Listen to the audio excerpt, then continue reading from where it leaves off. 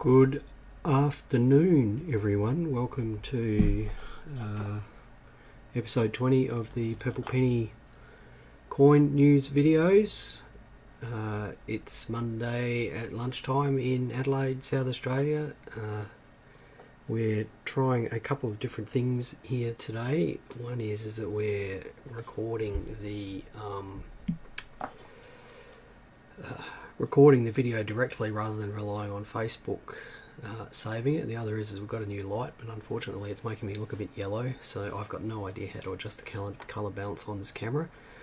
How has the last week been? The last week's been fine. The shop was busy as usual last week. There was lots of people coming in, buying and selling, lots of our regulars coming in, buying and selling. It's as I've said many times, it makes the week go quickly when we get people that are interested in coins coming in here and having a chat about their coins. So we had a gentleman came in here with a really nice double clipped 50-cent piece which he'd found in a collection that he'd had from when he was a little kid.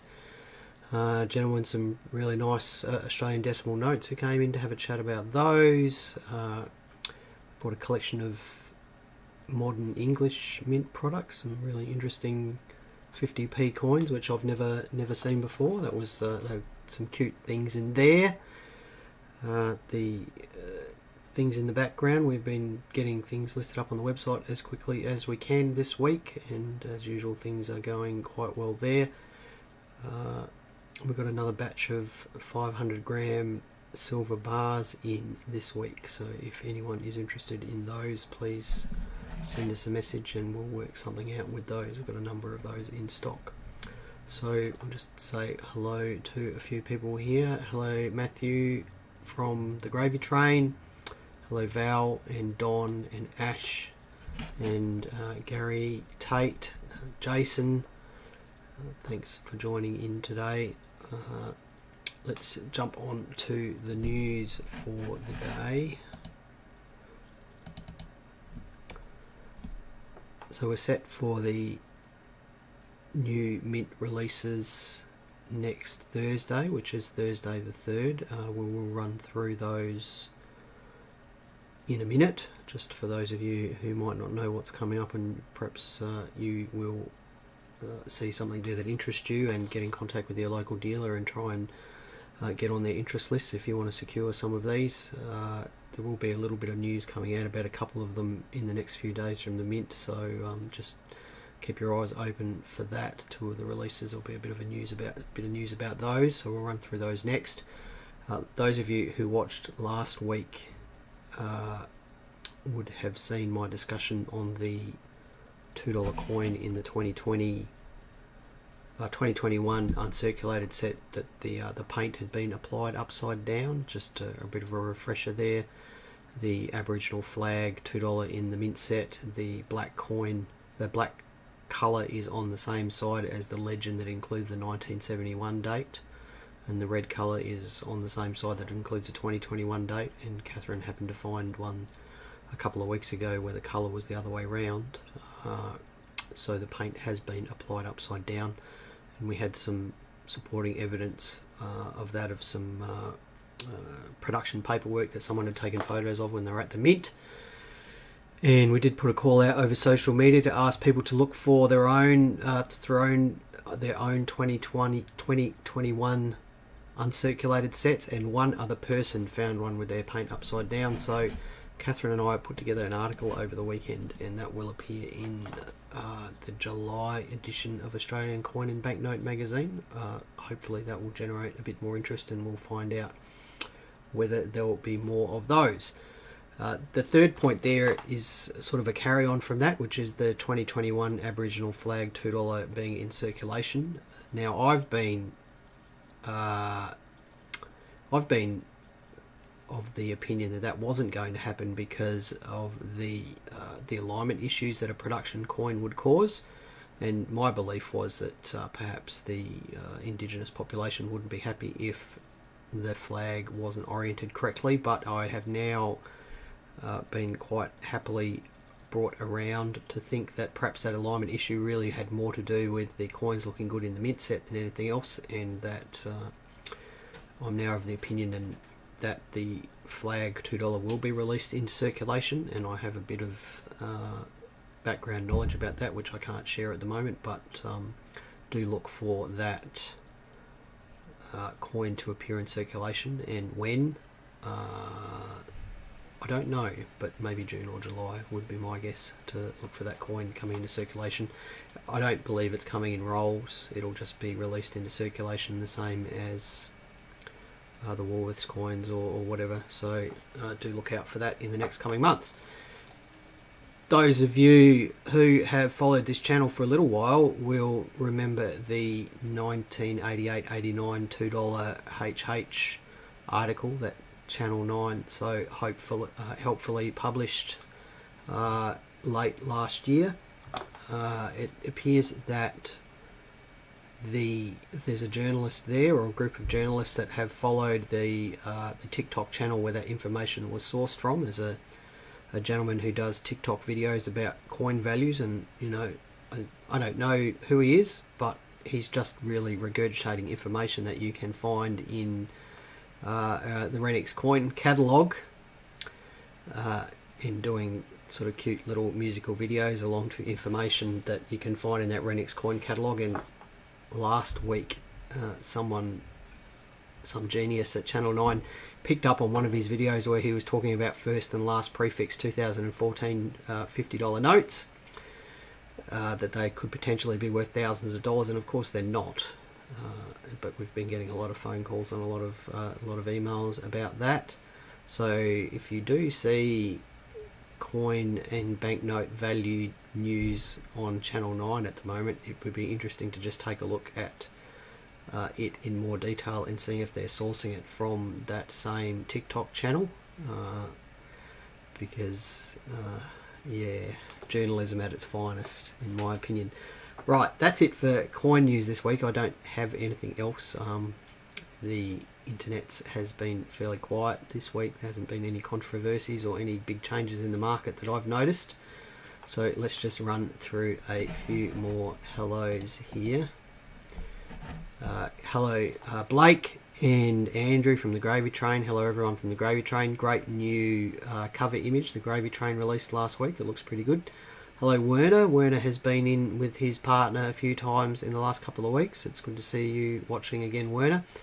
And Blake, never used TikTok, especially wouldn't use it for coins. I've used it quite a bit as part of my previous job, but I must admit that there's very little content there that interests me personally, and I guess the disbursement of coin information via TikTok is a good thing because it's reaching a new demographic, perhaps a younger demographic that aren't into reading web pages or think Facebook is useless and don't read books or magazines. So it's a good way of dispensing coin information, and I'll never be opposed to any avenue for getting coin information out there. I guess what bugs me about it is the Channel 9 journalists or journalists who are very much cherry picking what that gentleman on TikTok is saying. The HH $2 coin thing is a good example. He says clearly that the coin isn't worth anything despite what people are asking for it. But the Channel 9 journalist who wrote that $2 coin article decided to either not mention that or bury it right at the bottom of the article where no one would actually read it. So anyway, it's you got to take the good with the bad. Alex Birkin, who is a page watcher and sometimes shop visitor and former Gravy Train administrator, I think he founded the Gravy Train, posted up a good thread on his coin and banknote, Australian Coin and Banknote Dealers United page this week, prompting people to ask me questions in these videos, so we had something to talk about. And I can't thank Alex enough for doing that, because I do struggle a bit for content today. I've got a bit of creative block, so I didn't really have anything to talk about today. But one of the suggestions on the thread that Alex Birkin started was to pick something out of my collection and have a bit of a talk about it. So what I've actually done is I've picked something out of Catherine's collection, and I'll talk about that. Let's just address this question. Ty Davies says 2014 $50 Unk notes valued at Renix states $1,500. There's sold results, Ty, on eBay prior to the news article being released where they're selling for under $150. So I'm quite happy to accept that they might be worth a bit more than face value, but I think that the Renix valuation is incorrect. I guess that's probably the best and most diplomatic way of putting it. It is incorrect.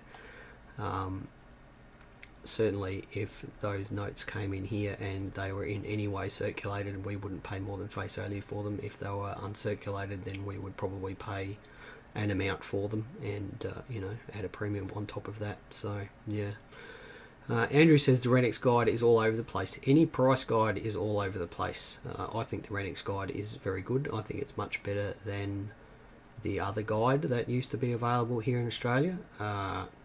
But it suffers from a couple of problems that all catalogues do. One is that the prices inevitably have to be supplied by dealers, and often those dealers have a significant investment in inventory, and it is in their best interest to perhaps value things at higher than what the market is at the moment.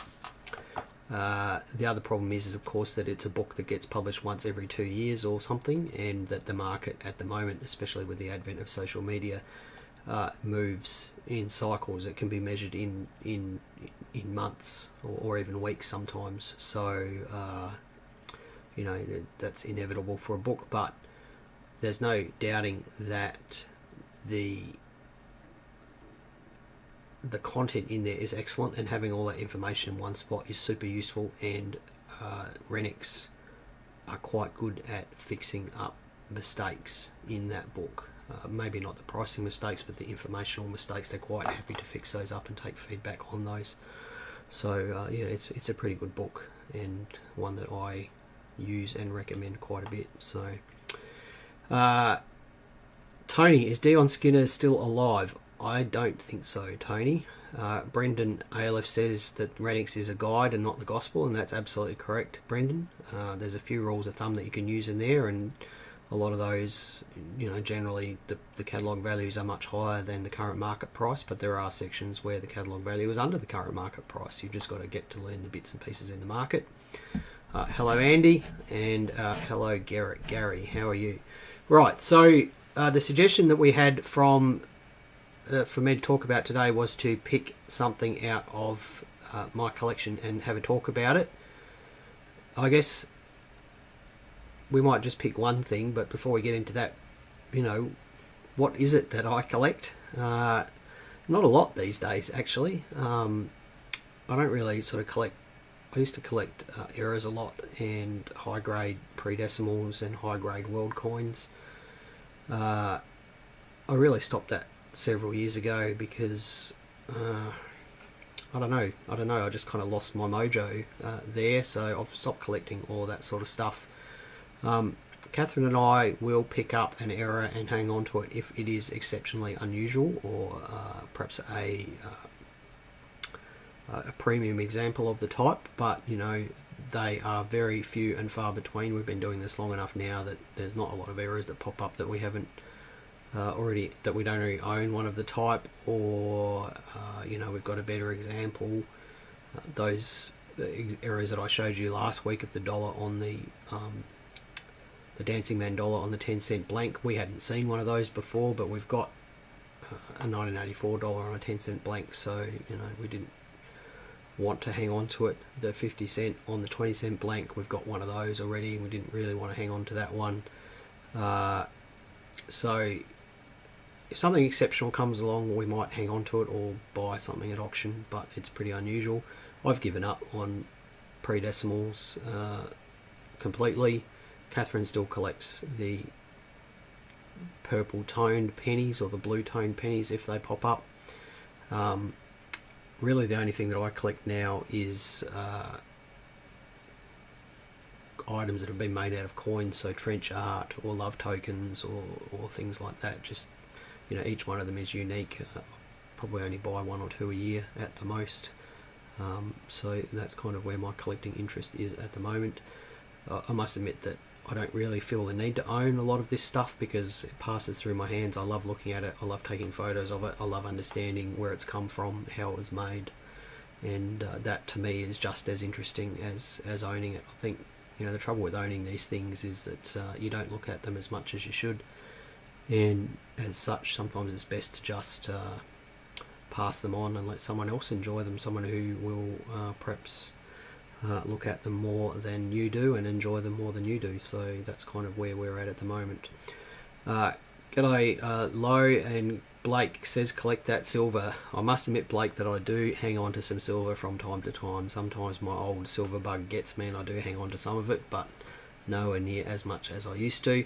But we get a lot of people in here that are silver stackers and gold stackers, and it is a very, very popular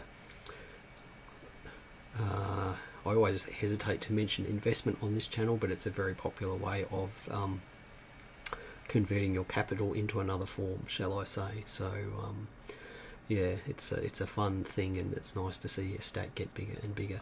Right, so that's enough waffling from me. Let's have a look at one of these coins that I chose from Catherine's collection today. So this is a really interesting partial brockage 1944 threepence. And those of you who don't know what a brockage is a result of a process where when a coin is being struck by an obverse and reverse die, that the coin actually sticks to the obverse and reverse die. So you end up with a struck coin stuck to one of the dies. So the next blank comes in and it actually ends up getting struck by one of the dies and the struck coin that is stuck to the other die. So what you end up with is a mirror image of the coin design on the coin. So a brockage is that mirror image, and you can see with this threepence here that it's got a half of a mirror image. So we can just see the 44 there on the left hand side, the mirror image of the 44. And if we just have a quick look at the other side, because the other side isn't remotely as interesting as this side, there we go, it's just a regular 1944S threepence. So we've got a full reverse design on one side and a mirror image design on the other side. Now, why did we hang on to this? Because, you know, it's a reasonable grade, it's okay. Wartime brockages aren't unusual. The quality control at the mints in the US wasn't the best. As far as I understand, you know, up until the early 2000s, it was never the best. Errors coming out of the US mints are much more common than here in Australia. So why do we keep this one? And the reason is because only part of the design is there. And if you think about how this happened, it wasn't just that a struck coin stuck to the obverse die. It's the fact that it wasn't actually an entire coin, it was an elliptical clip. So at some point an elliptical clip has made its way into the coin press. It has been struck, and we know it's an elliptical clip because only part of the design is there, and it's stuck to the, I'll just get this the right way around, it's stuck to the obverse die, and but it hasn't covered up the entire surface of the die. It's only covered up part of it, and we've got that sort of distinctive elliptical shape there, and you can see part of the obverse strike on the right side there. So that's why we kept this one, because it's really the product of 2 or 3 errors, and for us that's what makes it interesting. Brockage is interesting, elliptical clips are interesting. I've got a few elliptical clips, I think they're wonderful, but to have a brockage that has been struck by an elliptical clip is pretty unusual. So that's why we've got this error. I will just roll on to one more because how are we going for time here? No, we've got 20 minutes. We won't do another one. We've had this coin for several years. We've never seen another one quite like it. And you know, if this popped up on a florin or something, then the same sort of error, then we'd probably hang on to that, because these sorts of errors are most common on the small silver coin, the threepence, and much less common on the large silver coin, the florin. So, you know, that's the kind of motivations that we've got right now, is that, you know, if we saw this error pop up on a bigger coin, we'd probably grab it and maybe move this one on. So that's about it for today. I don't have anything else to speak about. We've reached our 20 minutes as usual. Ash says that that's a Friday afternoon coin, yeah, or a Tuesday morning after a big long weekend or something like that. Neil says, is the Mint Legends ballot a bit overrated? It's open as of today. Those Legends Mint sets do sell for reasonable money, Neil. Usually sort of 2 to 4 times the price of the equivalent regular mint set. So, you know, if I could get one at release price, I would certainly put my name down for one. So, you know, hang on to it. You know, I'd enter it. It doesn't cost you anything to enter it. I guess the Mint is pretty canny when it comes to these sorts of ballot systems. They tend to increase the number of products released for each ballot and increase the price until they get all the money and it doesn't end up in the secondary market. So I'd just be a bit wary about that. The people that run the Mint aren't silly. So yeah, I think the Legends ballot, if you can enter it, it's fine. So Peter says, hello Mark, have I missed anything? As usual, Peter, it's all been hot air and no content here today, mate. So you haven't missed anything. It will get posted to YouTube later, and of course you can always rewatch it on Facebook if you are so inclined. So that's it for today. It's just me and the dog here again today. Catherine and my daughter's still here from Canberra. She's heading off this weekend, so Catherine's taken the opportunity to pop into town for the afternoon. She's got everything, all the packaging and everything sorted out this morning, and then headed off just before lunchtime. So the dog's over there sound asleep, and I'll spend the rest of the day taking photos, and wish me luck. I'm going to get my COVID jab tomorrow morning, so hopefully I will be around next week for next week's video. That's it for today. Thank you everyone for taking part. Thanks everyone for watching and asking questions. It's always fun doing these. Gary, it's good to see you, mate. And we will be back at the same time next week. Bye for now.